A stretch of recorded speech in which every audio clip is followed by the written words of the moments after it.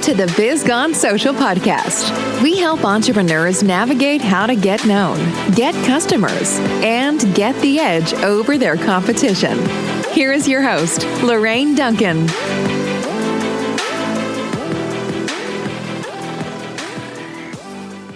So here we are, and I'm so glad to be here.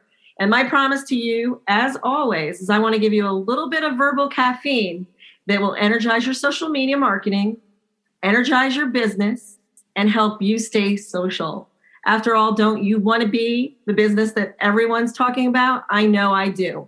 And I'm so stoked today to have Matt Harms with me. And I was first introduced to him through a friend, but I was very intrigued by his title of his company called Pen for Hire. And I love it. I absolutely love it. And I just want to welcome you, Matt. Thank you for being on my show. I'm just so excited to have you here. Thank you so much for having me, Lorraine. It's a pleasure. So a lot of people may not know you. So could you tell me a little bit about and tell them a little bit about your business and what you do? Absolutely. So as a ghostwriter, I work with professionals, mostly coaches, consultants, public speakers, and nonprofits. And I help thought leaders, business owners take all of their knowledge, their content, their inspirational stories. I extract that from their heads and help them put it into compelling written content through the creation of books. Awesome. And I think that's probably where the space that we first got to know each other, because I'm an author and I do a lot of things with authors. So that's how we got introduced. And, interestingly enough, and I'm just going to share this with you, is that there are a lot of people out there that are doing podcasts. And so I do a podcast, and a lot of people are probably saying, why am I with Biz Gone Social and doing social media? Why am I talking about podcasts? And one of the big reasons I'm talking about podcasts is because everybody's doing it. And some of my clients have been asking me, should they do a podcast? And so I wanted to bring in people who actually are producing podcasts, doing podcasts, so I could help my audience understand a little bit better about podcasts. And today I wanted to spotlight you and your business. And I want to ask you some questions about your podcast, which I forget the name of your podcast, but I think it's Pen Podcast, something like that. Pen Podcast. Yeah. So I thought that was what it was. So it was like, but how long have you been doing this podcast for? We actually launched November 30th of 2020. So about just over 7 months. Actually, 7 months.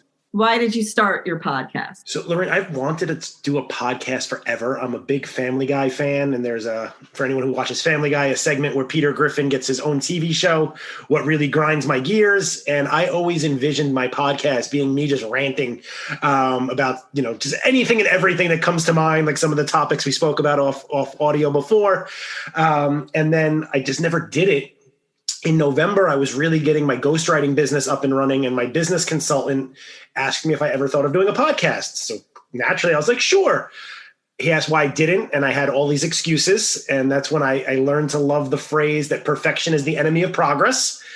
And we just launched. I had no idea what I was going to do. I got a microphone, a YouTube channel, and we just started, and I figured it out from there. Yeah, and you do. And by the way, you do an awesome job at your podcast. And do you? Has it helped you in any way? Has it helped your business? Has it helped you grow? It actually has. In fact, in the beginning, I thought it was kind of counterintuitive to start a podcast. If I'm looking to grow my writing business, why am I going to start a podcast for writers? Obviously, they already write. They don't need me. But it was just an interesting dichotomy of the people who tuned into the podcast were writers who maybe didn't need ghostwriting, but they loved that community, the support, listening to the struggles of other writers. And I've actually picked up viewers and listeners of my podcast who have become coaching clients of mine, who I help coach through their writing process. And other of my guests have referred me clients who have become ghostwriting clients. That's awesome. That's always exciting news. I know I interviewed somebody yesterday who talked about, how she does a lot of producing. So she does podcasts for other people, and she does a podcast for them, and how their viewers have picked up. So it's always exciting to hear. I've gotten a few, but I'm kind of young at the game right now, but I'm still working at it. What do you think, when you started your podcast, what do you think the biggest challenge was once you decided I'm going to do this, you started getting everything together? What was your biggest challenge in starting? Where am I going to find guests? Yeah. Do you got any advice for that? Is like, now that you're well into it, I know I'm going to be doing a roundtable with you next week, but how do you do it? So really kind of in your realm, I leveraged my social media accounts. I had probably 6,000 or 7,000 followers on Twitter, and most of them are writers, authors. So I just started inboxing people and saying, hey, I've started a podcast. Would you like to be on it? And I set a goal of every day to invite 10 people, right? Because you never know, law of large numbers. If you invite 10, how many are going to say yes? Before I knew it, the responses I started getting so many yeses that I had to start blocking calendar times. I was recording 7 days a week. That was one of the mistakes I made that I'll tell everyone. Really don't underestimate how many people may want to come on your podcast, and don't give them carte blanche to your calendar. I was recording on Sunday nights at like 7 p.m. because I didn't think in advance to block my calendar out. Yeah, wow. So, it's interesting, within solving the challenge that you had, you actually solved it and then got too many. Yeah, I always used to think that. I actually started out solo, like I mostly talk solo, but I realized that there's so much of a better dynamic when you're talking with somebody else. And plus the expertise that they bring in to your podcast is amazing. And plus you learn, and you're never, I think that's so much a better way of going, is having guests. I know that I felt like when I started out and I was just talking by myself, I felt like I was talking to myself. So it's so much better, I feel like, to interview. And I could see the idea of giving too much time to people for your, in your calendar. I think it's really important that you have to have boundaries. And to everyone out there that's actually thinking of starting a podcast, you got to take time off, all right?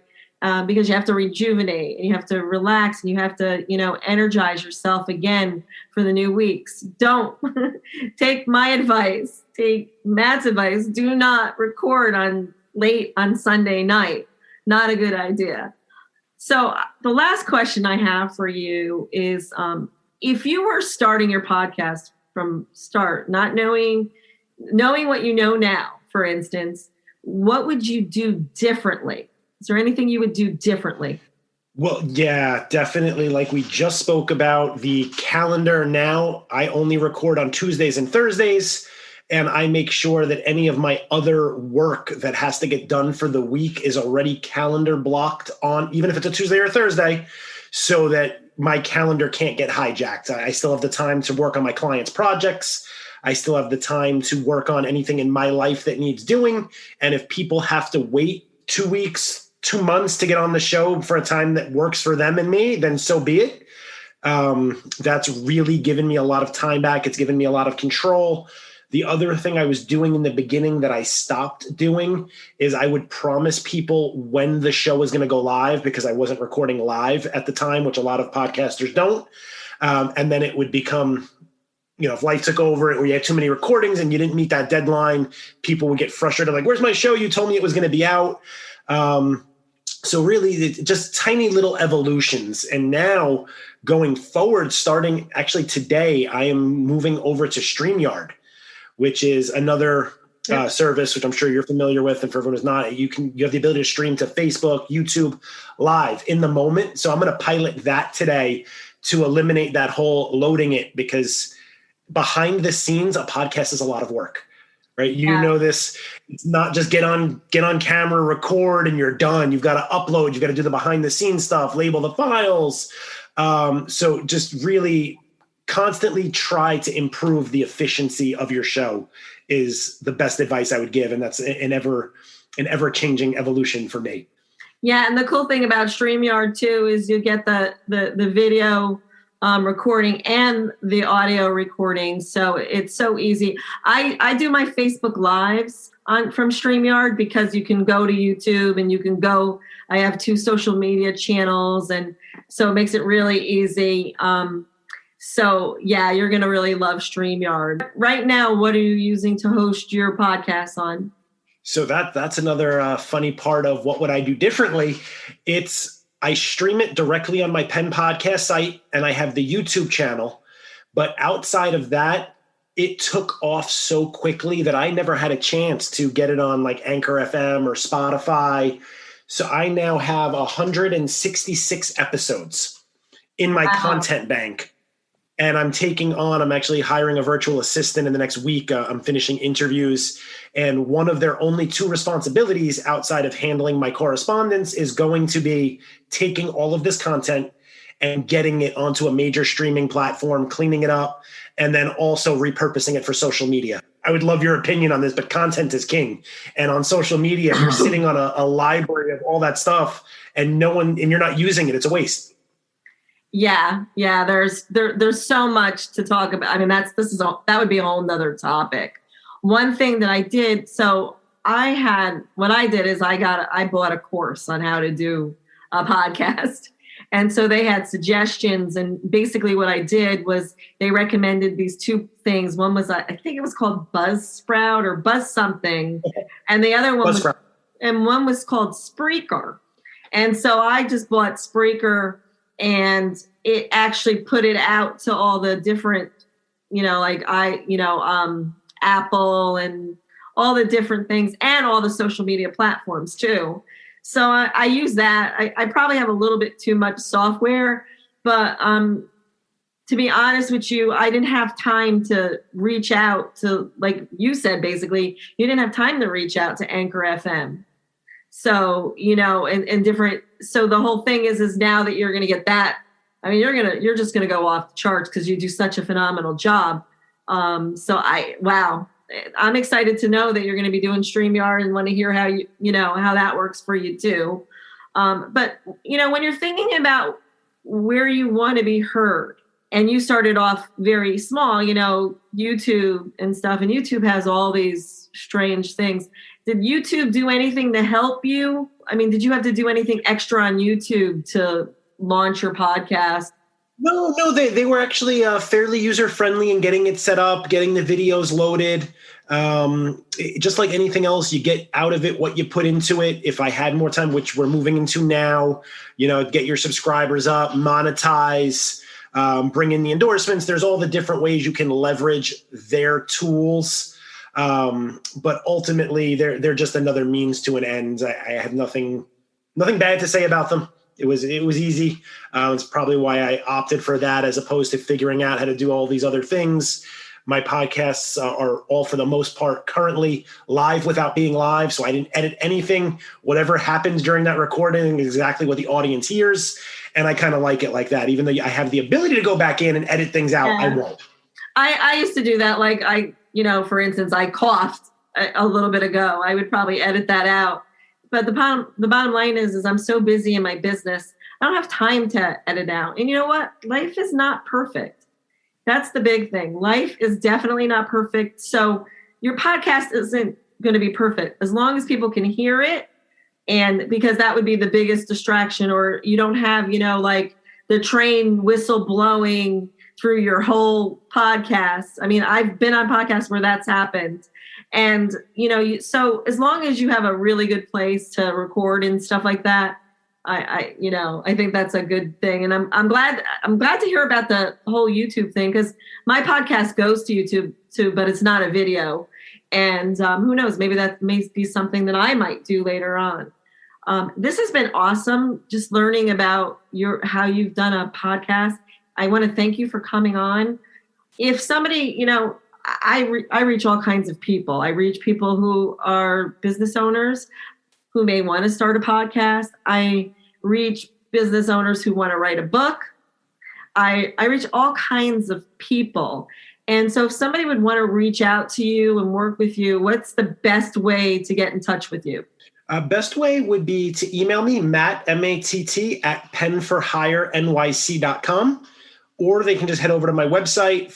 There's a scheduling link to set up a free 30-minute call with me, and that's penforhirenyc.com. Perfect. And I also will put that in the description so people can get it right away. Again, I want to thank you, and I want to thank everybody who's listening today. And again, if you have any questions for me or Matt, feel free to just, send us an email. My email, by the way, is Lorraine@bizglensocial.com. And until next time, I will see you soon. Thanks for listening to the Biz Gone Social podcast. Find us on Instagram @BizGoneSocial for extra tips. Check back weekly for new episodes. Until next time, stay social.